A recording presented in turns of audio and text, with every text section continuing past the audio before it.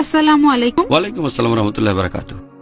একজন বিবাহিত পুরুষ আবার বিয়ে করতে চাইলে কি আগের স্ত্রীর অনুমতি নেওয়া বাধ্যতামূলক নাকি বাধ্যতামূলক না, আমি এটা জানতে চাচ্ছিলাম।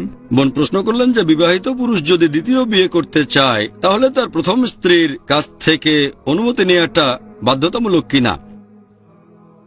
আল্লাহ সুবহানাহু ওয়া তাআলা পুরুষদের একাধিক বিয়ে করার অনুমতি দিয়েছেন।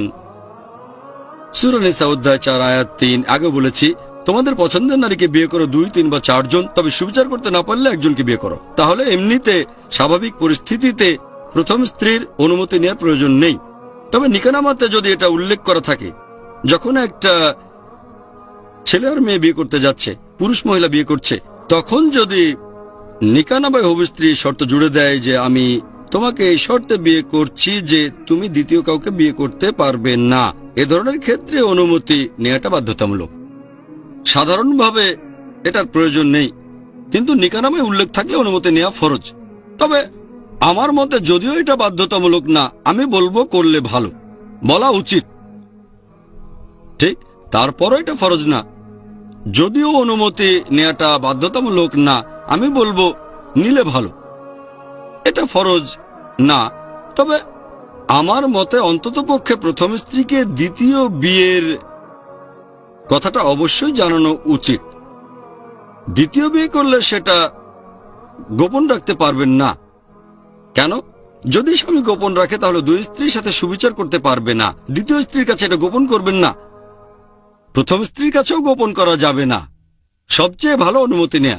নিতে না পারলে সমস্যা নেই, অন্ততপক্ষে জানান। বিয়ের আগে না জানালেও অন্তত বিয়ের পরে জানান। কেন? যদি বিয়ের পরেও সেটা না জানান, ধরেন দ্বিতীয় স্ত্রীর কাছে কয়েকটা দিন কাটাতে যাচ্ছেন আর প্রথম স্ত্রীকে বলেন ব্যবসার কাজে বাইরে যাচ্ছি, মিথ্যে কথা, সুবিচার করতে পারবেন না। আপনাকে অনেক মিথ্যে বলতে হবে, সবসময় টেনশন। যদি আমার প্রথম স্ত্রী দ্বিতীয় স্ত্রীর ব্যাপারটা জেনে ফেলে, তখন এমন জায়গায় যাবেন যেটার কথা বন্ধু বান্ধবরাও কেউ জানে না, লুকিয়ে দেখা করবেন, এভাবে অনেক ঝামেলা তৈরি হবে। জানানোর সময় কিছুটা ঝামেলা হবে, টেম্পার ওঠানামা করবে, টেম্পারেচার ওঠানামা করতে থাকবে, কয়েকদিন কথাবার্তা বন্ধ, তারপর স্বাভাবিক হয়ে যাবে। তবে আমার মতে অনুমতি না নিলেও জানানোটা প্রয়োজন, এটা ফরজ। যদিও বেশিরভাগ বিশেষজ্ঞ এটাকে ফরজ বলেন না, তাহলে আমি কেন বলছি? কারণ কোরআন বলছে যদি একাধিক মহিলাকে বিয়ে করো তাদের প্রতি সুবিচার করতে হবে। এখন না জানিয়ে সুবিচার করবেন কিভাবে? তখন কি করবেন? একজনের সাথে অবিচার করবেন, এক জায়গায় বেশি সময় অন্যদিকে কম, একজনের দিকে বেশি মনোযোগ দিবেন যে চেঁচামেচি বেশি করবে। যদি দ্বিতীয় স্ত্রী বলে না তোমাকে 5 দিন সময় দিতে হবে, তখন প্রথম স্ত্রীকে বলবেন আমি ব্যবসার কাজে 5 দিন বাইরে থাকব। এমন হলে স্বামী স্ত্রীর মধ্যে পারস্পরিক বিশ্বাসটা অনেক কমে যাবে।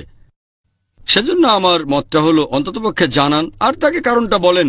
একজন ভালো মুসলিমা এই ব্যাপারটাতে মাইন্ড করবে না যে স্বামী দ্বিতীয় বিয়ে করেছে। অবশ্যই এখানে একটা যুক্তিসঙ্গত কারণ থাকতে হবে, অথবা হয়তো স্ত্রী ঠিকমতো দায়িত্ব পালন করতে পারেনি, অথবা স্ত্রী হয়তো ভালো ছিল কিন্তু স্বামীটা ছিল না ভালো, হয়তো সে স্বামীকে দাওয়া দেয়নি অথবা স্বামীকে ইসলাম দেয়নি, সে যাই হোক। তবে অনুমতি না নিলেও আমার মতে সেটা জানানো উচিত। আশা করি উত্তরটা পেয়েছেন।